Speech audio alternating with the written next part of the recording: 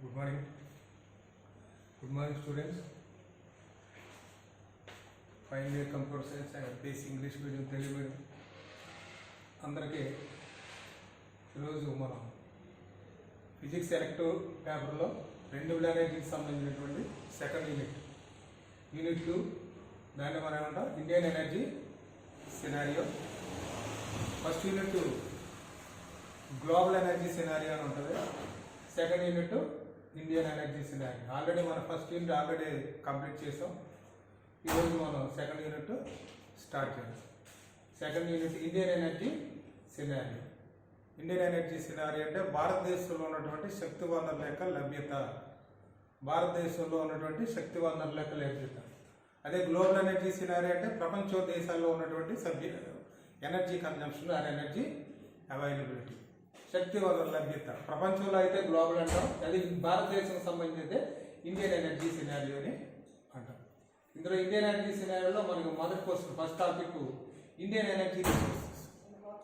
Indian energy resources అంటే భారతదేశంలో ఉన్నటువంటి శక్తి వనరుల యొక్క లభ్యత ఎట్లా ఉంది. అది ఎన్ని రకాల శక్తి వనరులు మనం భారతదేశానికి వినియోగించుకుంటున్నాం, అవి ఏ రాష్ట్రాల్లో ఎక్కువగా ఉంటున్నాయి, ఎంత పర్సెంటేజ్ ఉంటాయని మనం ఈ క్లాస్లో మనం డీల్ చేస్తాం.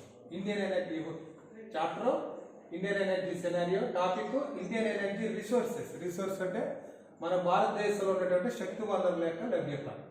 ఏ శక్తి వనరులు అంటే both renewable and non renewable, conventional, non conventional, అన్ని రకాల ఎనర్జీ రిసోర్స్ భారతదేశంలో ఏ విధంగా మనకి అవైలబుల్గా ఉన్నాయి. అందులో ముఖ్య ప్రధానమైనటువంటి రిసోర్సెస్ కోల్ ఎనర్జీ, బొగ్గు, ఆయిల్ అండ్ న్యాచురల్ గ్యాస్ అంటే ఆయిల్, సహజ వాయువు మరియు ముడిచమురు, హైడ్రో రిసోర్సెస్ అంటే జల వనరులు, న్యూక్లియర్ రిసోర్సెస్ అంటే అణుశక్తికి సంబంధించిన అణు విద్యుత్ సంబంధించినటువంటి వనరులు, wind power or wind energy అంటే మనకి పవన శక్తి, సోలార్ ఎనర్జీ సౌరశక్తి, బయోమాస్ అంటే జీవశక్తి, స్మాల్ హైడ్రో రిసోర్స్ అంటే చిన్న తరహా జల విద్యుత్ కేంద్రాలు, జియోథర్మల్ ఎనర్జీ భూతాప ఎనర్జీ, భూతాప శక్తి అంటే భూమికి సంబంధించిన థర్మల్ ఎనర్జీ.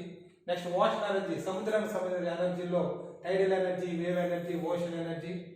ఫైనల్గా ఎన్నిటి మనం అవైలబిలిటీ ఏ రాష్ట్రంలో ఎంత ఎనర్జీ అవైలబుల్గా ఉంది, మన భారతదేశానికి సంబంధించినటువంటి సినారియో ఎట్లా ఉంది అన్నది ఈరోజు మనం నేర్చుకుంటాం. మొట్టమొదటిది కోల్, బొగ్గు, చార్కోల్ ఆర్ కోల్. ఈ ప్రపంచ దేశాల్లో ఉన్నటువంటి మొత్తం బొగ్గు, ఈ బొగ్గు ప్రధానంగా దేనికి వినియోగిస్తారంటే ఎలక్ట్రిసిటీ ప్రొడక్షన్, థర్మల్ పవర్ స్టేషన్లో మనం ఎక్కువగా ఎలక్ట్రిసిటీని ప్రొడ్యూస్ చేయడానికి ఈ కోల్ని ఎక్కువగా వాడుతూ ఉంటాం. మన భారతదేశంలో ఎక్కువగా వ్యాస్ట్ రిజర్వ్స్ ఉన్నాయి. రిజర్వ్స్ ఉన్నప్పటికీ కూడా అండ్ ప్రపంచ దేశాల్లో దొరికేటటువంటి మొత్తం బొగ్గులో మన భారతదేశం 5వ స్థానాన్ని ఆక్రమించింది. 5th largest country which is having coal reserves after USA, America, Russia, China, Australia. మొట్టమొదటి కంట్రీ అమెరికాలో ఎక్కువగా ఉంటాయి, followed by Russia, China, Australia. తర్వాత 5th largest country coal reserves కలిగినది భారతదేశం. ఈ ప్రపంచ దేశంలో ఉన్నటువంటి మొత్తం కోల్ రిజర్వ్స్లో మన భారతదేశం వాటా ఇంచుమించు 7% అంటే 6.8% మాత్రం వనరులు ప్రపంచంలో ఉన్నటువంటి వనరుల్లో 7% బొగ్గు మన ఇండియాలోనే అవైలబుల్గా ఉంది. అంటే మన భారతదేశంలో దో వీఆర్ హ్యావింగ్ 5th position in the coal production. మన భారతదేశ జనాభాకి మన అవసరాలకు సరిపడా విద్యుత్ శక్తిని ఉత్పత్తి చేయడానికి సరిపడా ఈ కోల్ రిజర్వ్స్ మన భారతదేశంలో లేవు. ఉన్నటువంటి ఈ 7% రిజర్వ్స్ కూడా ఉన్న బొగ్గు కూడా భారతదేశంలో దొరుకుతున్న బొగ్గు కూడా చాలా చీప్ క్వాలిటీ, తక్కువ క్వాలిటీ కలిగినటువంటి, హై క్వాలిటీ బొగ్గు కాదు, చాలా పూర్ క్వాలిటీ కలిగినటువంటి బొగ్గు మనకి ఇండియాలో అవైలబుల్గా ఉంది. కాబట్టి ఆ పూర్ క్వాలిటీ అంటే అర్థం ఏంటంటే దాన్ని మండించినట్లయితే హీట్ ఎనర్జీ మనకి తక్కువగా జనరేట్ అవుతూ ఉంటుంది.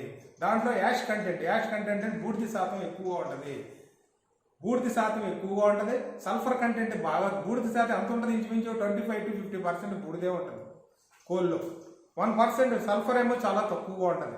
కాబట్టి మన భారతదేశంలో నిల్వలో ఉన్నటువంటి బొగ్గు ఉన్నప్పటికీ కూడా కొంత అది చాలా పూర్ క్వాలిటీ కలిగింది. కాబట్టి మన భారతదేశ ప్రజలకు అవసరాలకు అనుగుణంగా, దేశానికి అనుగుణంగా కావాల్సినటువంటి మన బొగ్గుని విదేశాల నుంచి దిగుమతి చేసుకోవడం మొదలుపెట్టారు.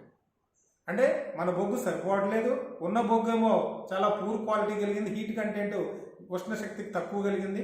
కాబట్టి మనం మన అవసరాల కోసం విదేశాల నుంచి మనం బొగ్గును దిగుమతి చేసుకుని మన కర్మాగారాలనే మనం ఈ ఎలక్ట్రిసిటీ ప్రొడక్షన్ మనం చేసుకోవడం రన్ చేయడం జరుగుతుంది. మన భారతదేశంలో ఉన్న బొగ్గు గనులు ఎక్కడెక్కడ ఉన్నాయి? Majority of the coal mines are located at some state. Telangana స్టేట్లో ఉంది, మన పక్క రాష్ట్రం. బీహార్లో ఉంది, ఉత్తరప్రదేశ్లో ఉన్నాయి, మధ్యప్రదేశ్లో ఉన్నాయి, ఒరిస్సాలో ఉన్నాయి, జార్ఖండ్, వెస్ట్ బెంగాల్, ఈ ప్రధానమైనటువంటి రాష్ట్రాల్లో బొగ్గు గనులు విస్తరించి ఉన్నాయి. ఇది బొగ్గుకు సంబంధించినటువంటి ఇండియన్ పిక్చర్. ఇండియన్ సినారియోలో భారతదేశం యొక్క కోలుకు సంబంధించినటువంటి పిక్చర్ ఎట్లా ఉంది? ప్రపంచంలో 5వ స్థానంలో ఉంది. 7% బొగ్గు ప్రపంచంలో దొరికింది, మన దేశంలోనే దొరుకుతుంది. కానీ దొరుకుతున్నటువంటి బొగ్గు కాస్త పూర్ క్వాలిటీ కలిగింది. కాబట్టి మన విదేశాల నుంచి బొగ్గును దిగుమతి చేసుకుంటాం. మనకున్న ఏ రాష్ట్రాల్లో బొగ్గు అవైలబుల్గా ఉందంటే ఈ కింద రాష్ట్రాల్లో మనకి బొగ్గు అవైలబిలిటీ ఉంది.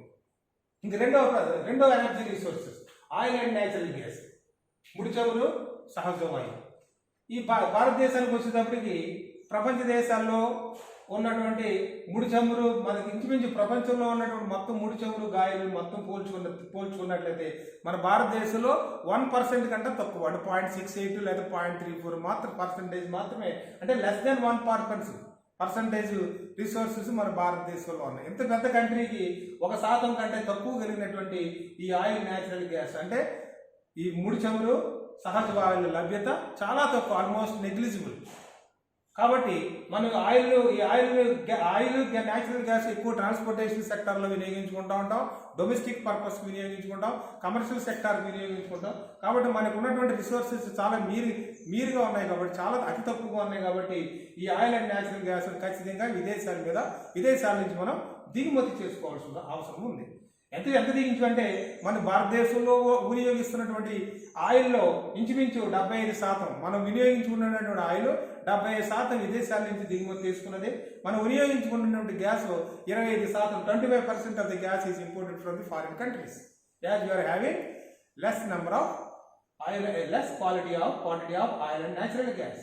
ఆ ఉన్న తక్కువ రిసోర్సెస్ కూడా ప్రధానంగా అస్సాం అనేటువంటి నార్త్ ఈస్ట్ స్టేట్, మన కేజీ బేసిన్, కృష్ణా గోదావరి బేసిన్లో మాత్రమే అతి తక్కువ నిల్వలు మనకి ఉన్నాయి. అది ఆయిల్ అండ్ న్యాచురల్ గ్యాస్కి సంబంధించినటువంటి మన భారతదేశం యొక్క ముఖ చిత్రం. ఇంకా మూడోది వచ్చేటప్పటికి హైడ్రో రిసోర్సెస్, జలవనరులు. భారతదేశంలో జలవనరులు చాలా మంచి వాటర్ బాడీస్ చాలా ఉన్నాయి. మరి జలవనరుల నుంచి విద్యుత్ ఉత్పత్తి చేయడానికి జల విద్యుత్ శక్తి ఉత్పత్తి చేసే సామర్థ్యము ఉన్న దేశాల్లో భారతదేశం 7వ స్థానానికి ఆక్రమిస్తూ ఉంటుంది. అంటే ప్రపంచ దేశాల్లో ఉన్నటువంటి హైడ్రో రిసోర్సెస్లో మన భారతదేశంలో 7th ప్లేస్ వస్తూ ఉంటుంది. మనకున్నటువంటి రిసోర్సెస్, మనకున్నటువంటి జలవనరులు ఉన్నప్పటికీ కూడా మన దానిలో ఉన్న అన్నింటినీ మనం ఖచ్చితంగా 100% దాన్ని మన వినియోగంలోకి తీసుకురాలేకపోతున్నాం. అంటే ఉదాహరణకి మన భారతదేశంలో ఉన్నటువంటి వాటర్ బాడీస్ నుంచి మొత్తం మన కెపాసిటీ 1,00,000 మెగావాట్ల విద్యుత్ శక్తిని ఉత్పత్తి చేసే సామర్థ్యం ఉన్నప్పటికీ కూడా అన్ని రిసోర్సెస్ మనకి అవైలబుల్గా ఉన్నాయి. కానీ మనం ప్రస్తుతానికి ఓన్లీ 42,000 మెగావాట్ల విద్యుత్ శక్తిని మాత్రమే ఉత్పత్తి చేయగలుగుతున్నాం ప్రాక్టికల్గా. కానీ కెపాసిటీ మనకి రిసోర్సెస్ అయితే అవైలబుల్గా ఉన్నాయి. వాటర్ రిసోర్సెస్ ఉన్నాయి, 1,00,000 మెగావాట్లు ఉత్పత్తి చేయడానికి సరిపడా రిసోర్సెస్ ఉన్నాయి. కానీ మన భారతదేశంలో ఉన్నటువంటి ఇన్ఫ్రాస్ట్రక్చర్ మనకి ఇంచుమించు శాతం అంటే 42,000 మెగావాట్స్ మాత్రమే మనం దాన్ని వినియోగంలోకి ఉన్న వాటర్ బాడీస్ని వినియోగంలోకి తీసుకోవాల్సి వస్తుంది. దీంట్లో అంటే ప్రధానమైన కారణం ఏంటి? ఎంత ఎనర్జీ మన పొటెన్షియల్ ఉన్నప్పటికీ, ఇంత సామర్థ్యం ఉన్నప్పటికీ అందులో సగం భాగం ఉపయోగించుకోవడానికి కారణం ఏంటి? అందులో ఉన్న ప్రాబ్లమ్స్ ఏంటి? What are the difficulties? దాంట్లో డిఫికల్టీస్ ఏంటంటే మెయిన్ డిఫికల్టీస్ ఏదైనా ఒక జల విద్యుత్ ప్రాజెక్ట్ని మనం నిర్మించాలంటే హ్యూజ్ కన్స్ట్రక్షన్ అంటే దాన్ని నిర్మించడానికి చాలా ఎక్కువ ఖర్చు చేయవలసిన అవసరం. ఉదాహరణకి మనం పోలవరం ప్రాజెక్ట్ చూస్తున్నాం. Polavaram project it is national project. ఈ నేషనల్ ప్రాజెక్ట్ ఇంచుమించి 50 సంవత్సరాలు 70 సంవత్సరాల యొక్క కళ ఈరోజు మనం చూడగలుగుతున్నాం. అంటే అంత వ్యాస్ట్, అంత కొన్ని అంటే 50,000 కోట్లు వెచ్చించి మనం పోలవరం నిర్మిస్తున్నాం. అంటే హ్యూజ్ ఇన్స్టలేషన్. కొన్ని ఇంచుమించు 10, 20, 70 సంవత్సరాల నుంచి మనం దాన్ని నిర్మించాలని ప్రయత్నం చేస్తున్నా ఈ మధ్య 10 సంవత్సరాల నుంచి మనం దాన్ని నిర్మాణంలోకి తీసుకొచ్చాం. అంటే ఎక్కువ కాలం పడుతుంది, ఎక్కువ కాస్ట్ పడుతుంది, ఇన్స్టలేషన్ ప్రాబ్లము, ఎన్విరాన్మెంటల్ ప్రాబ్లం. ఏదైనా జల విద్యుత్ ప్రాజెక్ట్ మనం నిర్మించాలంటే దాని చుట్టుపక్కల ఉన్నటువంటి గ్రామాలన్నీ మునిగిపోతాయి. కాబట్టి వాళ్ళందరినీ మనం డిస్లొకేట్ చేయవలసినటువంటి రీహాబిలిటేషన్ చేసి వాళ్ళందరికీ మనం చేయాలి కాబట్టి కాస్ట్లీ ప్రాబ్లం, ఎన్విరాన్మెంటల్ క్లియరెన్స్ రావు, అదేవిధంగా సోషలాజికల్ ప్రాబ్లమ్స్ అరైజ్ అవుతాయి. ఈ ప్రధాన కారణాలు ఉండడం వల్ల మనకు ఉన్న పొటెన్షియల్లో ఉన్న అవకాశాన్ని కూడా మనం పూర్తిగా వినియోగించుకోలేకపోతాం. అది మేజర్ హైడ్రో రిసోర్సెస్ అంటే జల విద్యుత్ project. Next energy resources, Indian energy రిసోర్సెస్లో న్యూక్లియర్ రిసోర్సెస్ అంటే అణుశక్తి, అణు విద్యుత్ శక్తిని ఉత్పత్తి చేసే సామర్థ్యము భారతదేశానికి ఎంత ఉంది. అది అణు విద్యుత్ శక్తిని ఉత్పత్తి చేయడానికి కావాల్సినటువంటి ముడి పదార్థాలు ఏంటి? ఈ అణు విద్యుత్ శక్తిని ఉత్పత్తి చేయాలంటే మన radio active materials, uranium, thorium లాంటి అణు పదార్థాలు మనకి అవైలబుల్గా ఉండాలి, మనకి దొరకాలి. కానీ భారతదేశంలో ప్రపంచంలో ఉన్నటువంటి యురేనియం నిల్వల్లో భారతదేశంలో ఉన్న యురేనియం నిల్వలు 1% మాత్రమే. అంటే ప్రపంచంలో ఉన్న 1% అది యురేనియం నిల్వలు మాత్రమే మన భారతదేశంలో. అవన్నీ ఎక్కడ ఉన్నాయి? మన భారతదేశంలో జార్ఖండ్ రాష్ట్రంలోని జాదుగాడ్ అన్నటువంటి ప్రాంతంలో ఈ యురేనియం నిల్వలు చాలా కొద్దిగా 1% అంటే చాలా తక్కువ రేట్లలో ఈ న్యూక్లియర్ రిసోర్స్ భారతదేశంలో ఉన్నాయి. కానీ న్యూక్లియర్ ఎనర్జీ అనేది cheap energy, nuclear energy clean energy. మరి న్యూక్లియర్ ఎనర్జీని మనం వినియోగించుకోవాలంటే మన దగ్గర రిసోర్సెస్ లేవు, అంటే మన దగ్గర ఉన్నటువంటి ముడి పదార్థాలు యురేనియం అనేది లేదు. కాబట్టి మనం ఏం చేయాలి? ఈ ముడి పదార్థాలు యురేనియంని విదేశాల నుంచి మనం దిగుమతి చేసుకోవాలి. అంటే విదేశాల నుంచి దిగుమతి చేసుకోవాలంటే మరి విదేశాలలో మనకి యురేనియంని అంత ఈజీగా ఎవరు అమ్మరు. కారణం ఏంటంటే మనకి పాకిస్తాన్కి మధ్య ఉన్నటువంటి ఎప్పుడు యుద్ధ వాతావరణం ఉంటుంది కాబట్టి వాళ్ళు ఏదైనా వాళ్ళు సరఫరా చేసినటువంటి యురేనియంని మనం వార్ఫేర్కి అంటే యుద్ధానికి బాంబులు అణుయుద్ధానికి తోడ్పడతాయనే ఉద్దేశంతో, బాంబులు నిర్మించుకుంటారనే ఉద్దేశంతో ఈ ప్రపంచ దేశాలు భారతదేశానికి ఈ యురేనియం నిల్వల్ని సరఫరా చేయడం మానేశారు. కాబట్టి మనం ఏం చేయాలి? దాన్ని న్యూక్లియర్ నాన్ ప్రొలిఫరేషన్ ట్రీటీ అని దాని మీద సంతకం పెడితేనే కానీ, అంటే మేము అణు ఆయుధాలను తయారు చేయము, పీస్ఫుల్ పర్పస్కే మనం యురేనియం మేము వినియోగించుకుంటాము అని సంతకం పెడితే మనకి యురేనియం సప్లై చేయడానికి ప్రపంచ దేశాలు ముందుకు వచ్చారు. మన్మోహన్ సింగ్ ప్రైమ్ మినిస్టర్గా ఉండగా ఆయన సంతకం పెట్టాడు. ఆ సంతకం పెట్టిన తర్వాత మనకి ఈ న్యూక్లియర్ మెటీరియల్ దానికి సంబంధించిన మెటీరియల్, దానికి సంబంధించిన టెక్నాలజీని మన భారతదేశానికి ట్రాన్స్ఫర్ చేయడానికి ఈ ఫ్రాన్స్, రష్యా, అమెరికా లాంటి దేశాలు ముందుకు వచ్చాయి. ఇప్పుడు యురేనియం కాబట్టి ఇప్పుడు మనం ఏం చేస్తాం? ఇప్పుడు భారతదేశంలో ఈ న్యూక్లియర్ ప్లాంట్స్ని ఎక్కువగా ఇన్స్టాల్ చేయడానికి మనకి అవకాశం ఏర్పడింది. ప్రస్తుత పరిస్థితుల్లో మనకి 21 న్యూక్లియర్ ప్లాంట్స్ ఉన్నాయి. భారతదేశంలో 21 ఆల్రెడీ వర్కింగ్ కండిషన్ ఉన్నటువంటి 21 7 లొకేషన్స్లో ఉన్నాయి.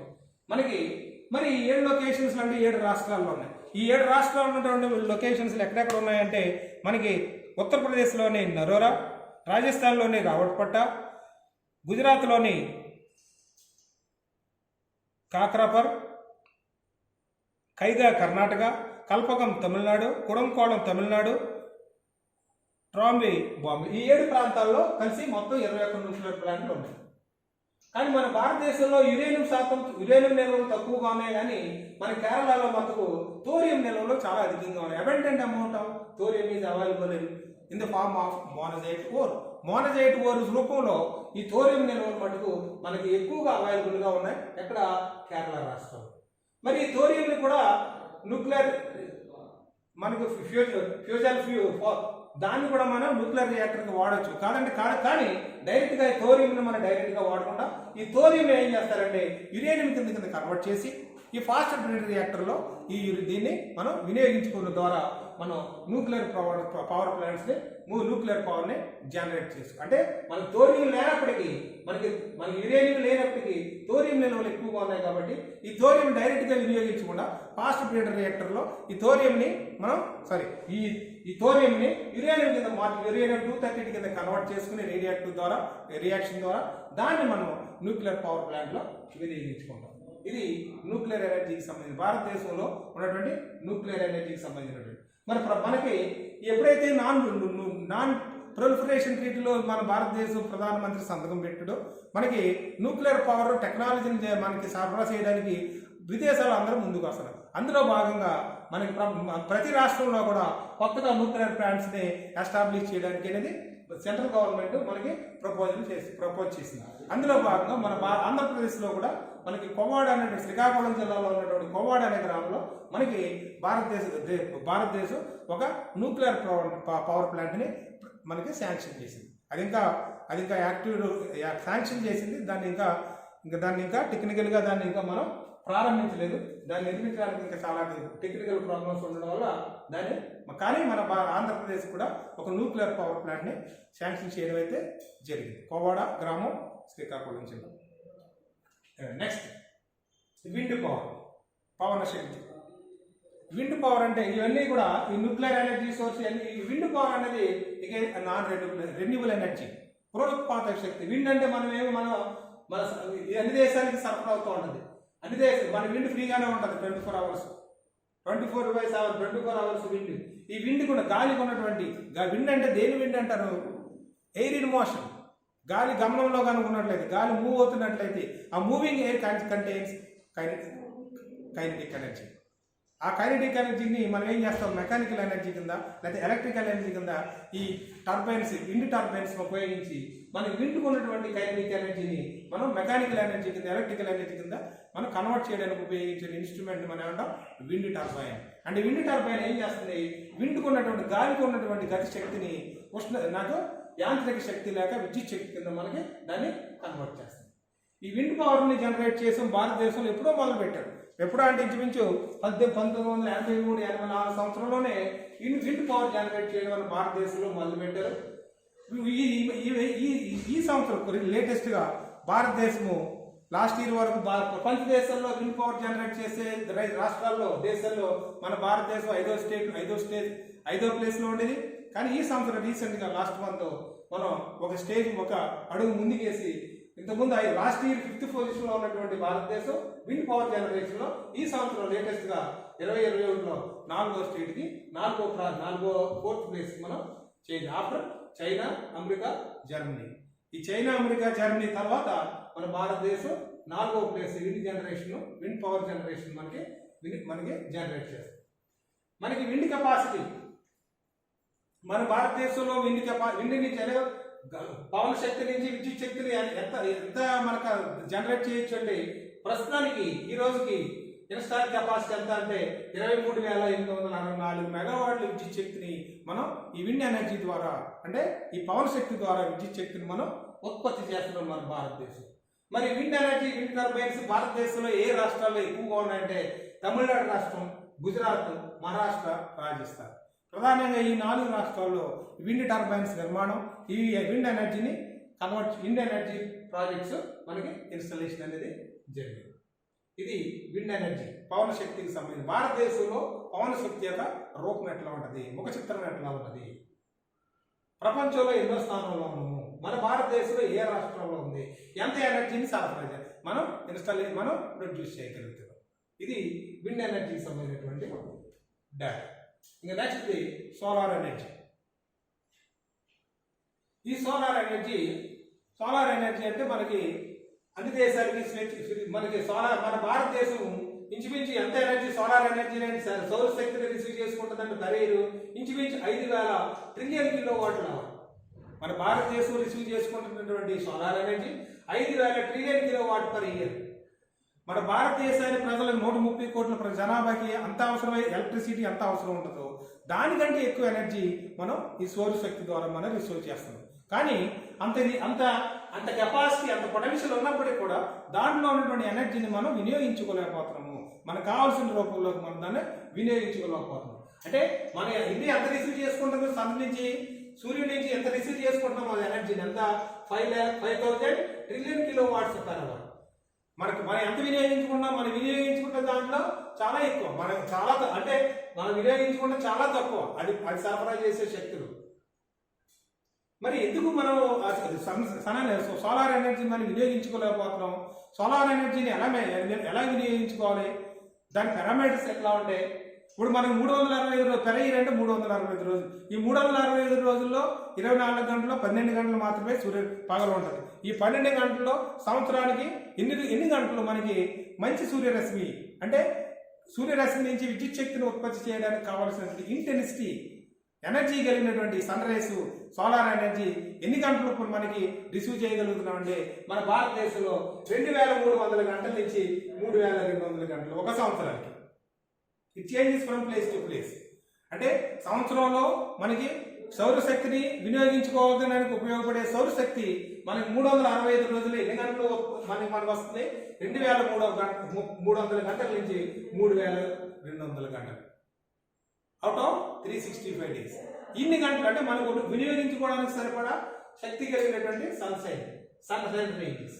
కానీ ఉన్నటువంటి సన్షైన్ కూడా మనకు ఉన్నటువంటి జామెట్రిక్ పొజిషన్ కారణంగా మనకు వచ్చే సన్షైన్ కూడా లో ఎనర్జీ డెన్సిటీ కలిగినటువంటి సన్షైన్ ఉంటుంది. అంటే యూనిఫామ్ గా ఉండదు. Morning to evening okay intensity కలిగి ఒకే తీవ్రత కలిగినటువంటి సోలార్ ఎనర్జీ మనకి రిసీవ్ చేసుకో.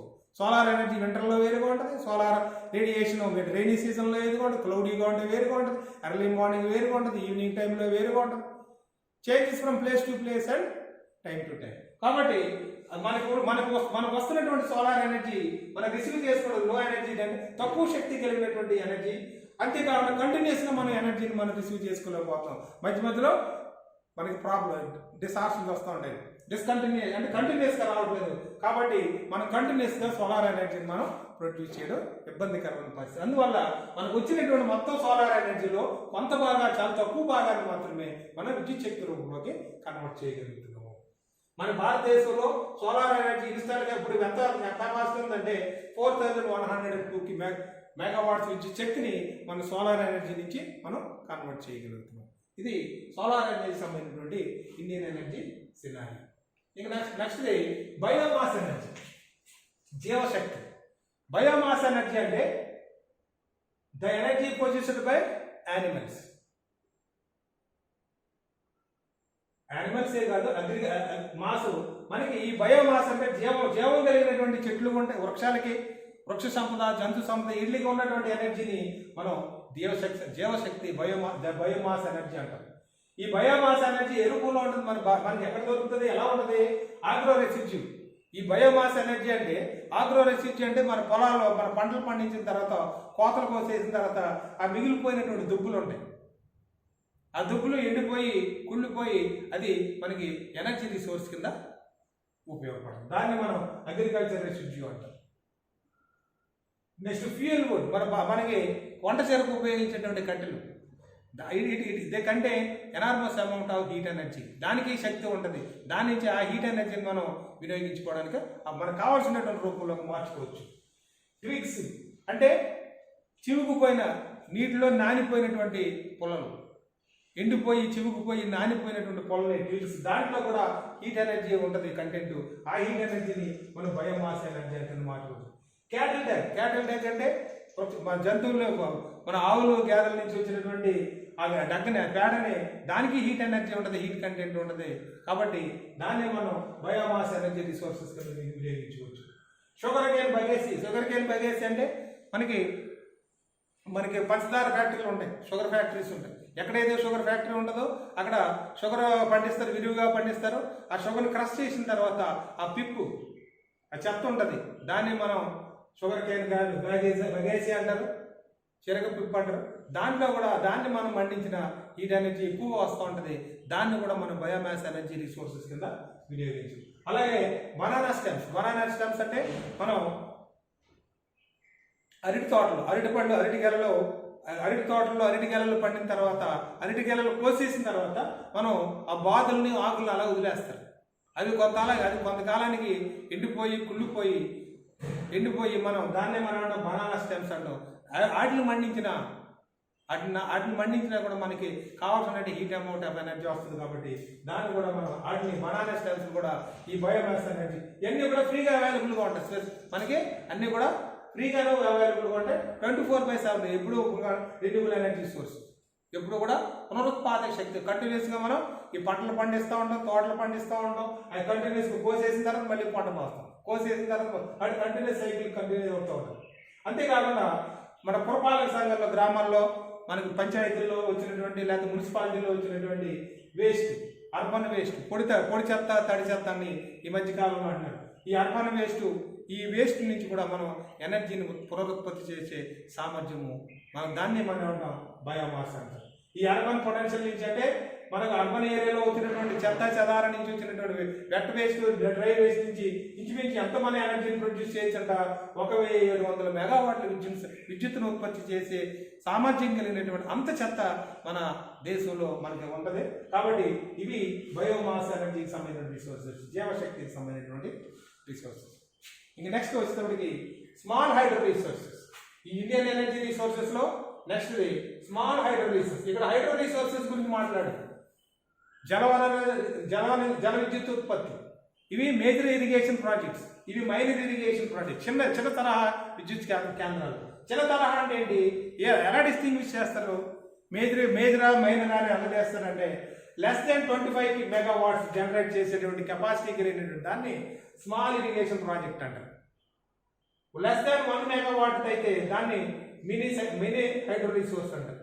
1000 కిలోవాట్ కంటే తక్కువ ఉన్నట్లయితే దాన్ని మైక్రో అంటారు. అంటే micro hydro resource, mini hydro resource, small hydro resource. ఇవి పెద్ద major resources, major energy resource. ఇవి హైడ్రో రిసోర్స్ అంటే ఇప్పుడు Polavaram project a major project, minor project కాదు. ఇవి పోలవరం చిన్నవి అంటే స్మాల్ లొకేషన్స్ లో ఈ స్మాల్ హైడ్రో రిసోర్సెస్ ఉంటాయి.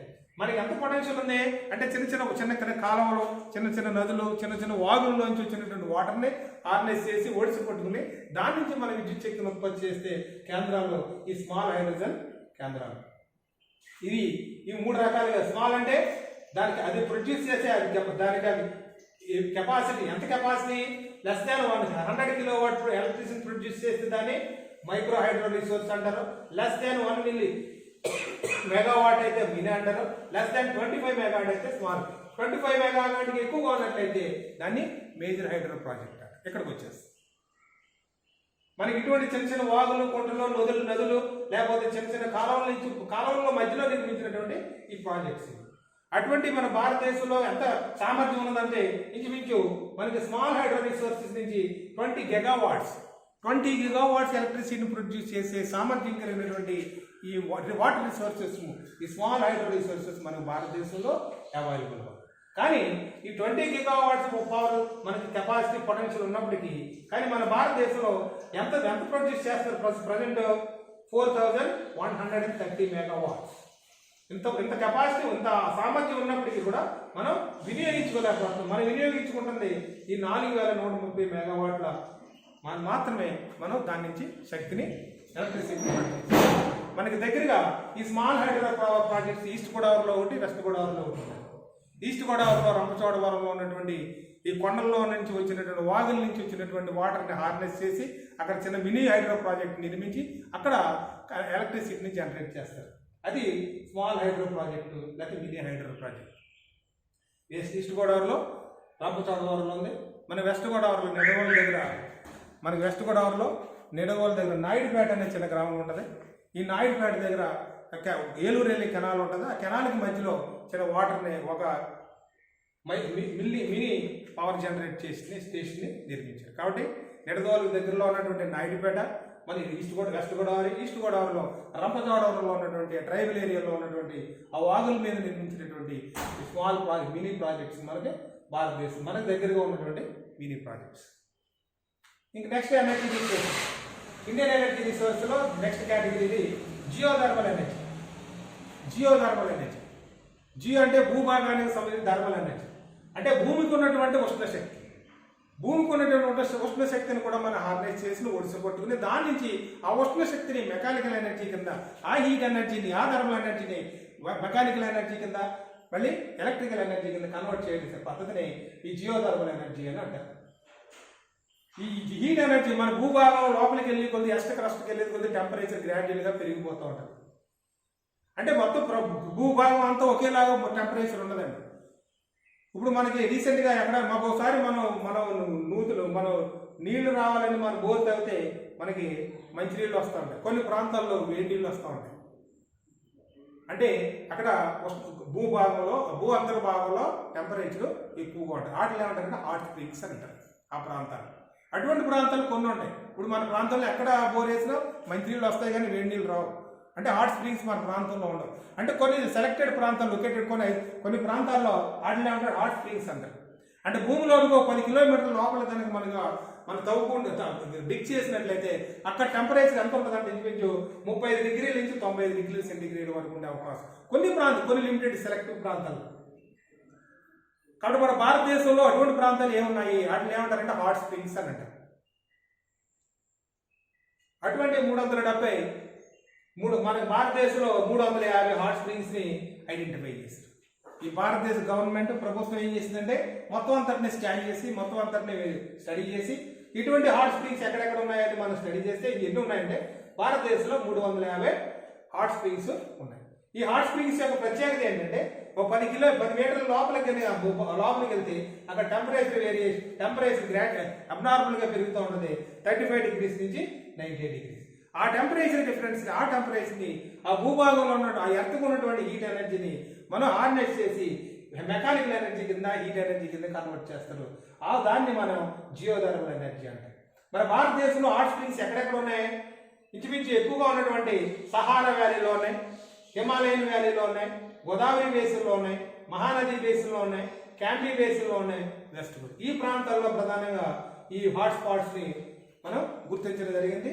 ఈ ప్రాంతాల్లో కొన్ని మోడల్గా ఈ జియోథర్మల్ ఎనర్జీని ప్రొడ్యూస్ చేయడానికి కొన్ని చిన్న చిన్న ప్లాంట్స్ ని నిర్మించడం జరిగింది. Next ocean energy. Last one ocean energy. సముద్రానికి ఉన్నటువంటి శక్తి. ఈ సముద్రానికి ఎన్ని రకాల ఎనర్జీలు ఉంటాయి? టైడల్ ఎనర్జీ ఉంటుంది, వేవ్ ఎనర్జీ ఉంటుంది, ఓషన్ థర్మల్ ఎనర్జీ ఉంటుంది. భూమికి థర్మల్ ఎనర్జీ ఉంటుంది, జియో థర్మల్ ఎనర్జీ ఉంటుంది. సముద్రానికి థర్మల్ ఎనర్జీ ఉంటుంది, ఓషన్ థర్మల్ ఎనర్జీ అంటే సముద్రానికి 3 రకాల ఎనర్జీ కలిగి ఉంటుంది. ఈ 3 రకాల ఎనర్జీని మనం హార్వెస్ట్ చేసి పట్టుకుంటాం. అందులో మొట్టమొదటిది టైడల్ ఎనర్జీ అంటే మనకి టైడ్స్ అంటే ఆటుపోట్ల వల్ల వచ్చినటువంటి సముద్రం యొక్క ఆటుపోట్ల వల్ల వచ్చినటువంటి ఆటుపోట్ల పోతే ఏమవుతుందంటే హ్యూజ్ అమౌంట్ ఆఫ్ వాటర్ ఆ పోర్ట్ నుంచి ఎక్కువ వాటర్ తక్కువ నాకు డిశ్చార్జ్ అవుతూ ఉంటుంది. ఎక్కువ huge amount of water discharge అవుతున్నప్పుడు దానికి ఉన్నటువంటి శక్తి, ఆ అమౌంట్ ఆఫ్ ఎనర్జీ, ఆ వాటర్ ఉన్నటువంటి ఎనర్జీ శక్తి ఎంత సరిపోతుందంట ఒక హైడ్రో టర్బైన్ రొటేట్ చేయడానికి సరిపడా ఎనర్జీ ఈ టైడల్ వేవ్స్ కి ఉంటాయి. కాబట్టి ఈ హై టైడ్స్ లో టైడ్స్ వచ్చే ప్రాంతాలను గుర్తిస్తారు.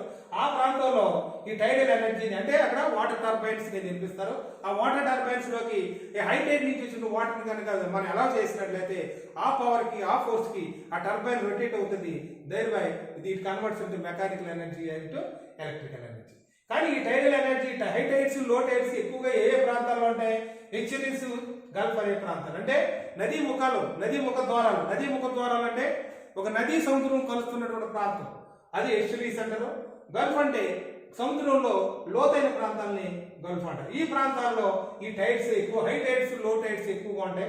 ఈ హై టైడ్స్ లో టైడ్స్ మధ్య ఉన్న డిఫరెన్స్ ఆఫ్ ఈ ఎనర్జీని మనం మెకానికల్ ఎనర్జీ టర్బైన్స్ లో పంపినట్లయితే టైడల్ ఎనర్జీ మనం ఎలక్ట్రికల్ ఎనర్జీ కింద మార్చుకుంటాం. ఈ ఎస్టరీస్ గల్ఫ్స్ మన భారతదేశంలో ప్రధానంగా ఈ 3 ప్రాంతాల్లో నిర్మించారు. గల్ఫ్ ఆఫ్ కచ్ అంటే గుజరాత్ లో ఉంటది, గల్ఫ్ ఆఫ్ క్యాంబే బొంబేలో ఉంటది, సుందర్బన్ అడవులు సుందర్బన్స్ అంటే వెస్ట్ బెంగాల్ లో ఉన్నటువంటి ఈ ప్రాంతాల్లో ప్రధానంగా మన భారతదేశంలో ఈ టైడల్ ఎనర్జీకి సంబంధించిన ప్రాజెక్ట్స్ ని మనం నిర్మించడం జరిగింది. ఈ మనకి టైడల్ ఎనర్జీ యొక్క పొటెన్షియల్ ఎంత ఉంది? ఈ Gulf of Kutch, Gulf of Cambay, Sundarban ఈ 3 ప్రాంతాల్లో ఉన్నటువంటి పొటెన్షియల్ ఎనర్జీ 8,000 నుంచి 9,000 మెగావాట్లు మనం ఈ టైడల్ ఎనర్జీ నుంచి విద్యుత్ శక్తిని మనం ఉత్పత్తి చేయొచ్చు. ఇది టైడల్ ఎనర్జీ. నెక్స్ట్ రెండోది వేవ్ ఎనర్జీ, తరంగ శక్తి. మీ టైడల్స్ అంటే హై టైడ్స్ లో టైడ్స్ అంటే ఆటుపోట్లు అంటారు. ఈ వేవ్స్ అంటే ఈ ఆటుపోట్లు దేని వల్ల వస్తాయి? Due to the gravitational force between earth and the moon.